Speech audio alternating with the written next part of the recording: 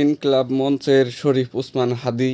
এই হাদী বাইরে চিনে না এমন কোনো মানুষ হয়তো আমার জানা নাই।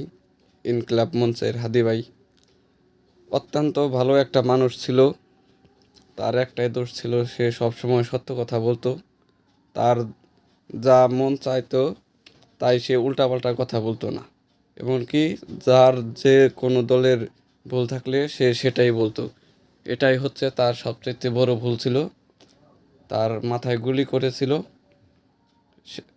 তাকে বিদেশে নেওয়া হয়েছিল। আজকে তিনি মৃত্যুবরণ করেছেন, তার জন্য খুব কষ্ট লাগতেছে। এইরকম একটা ভালো মানুষ আমাদের ছেড়ে চলে গেল।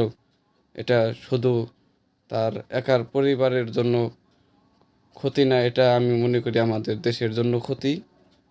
তার মতো মানুষ বেঁচে থাকার প্রয়োজন বাংলাদেশে অনেক দরকার ছিল, অথচ এই হাদিকে নিয়ে রাজনীতি শুরু হয়ে গেছে।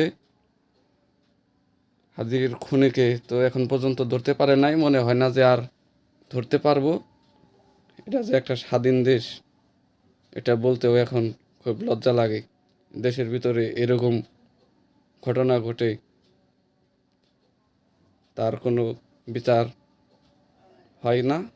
এমনকি এই বিচার কোনো দিন হবে কিনা সেটাও আমার জানা নাই।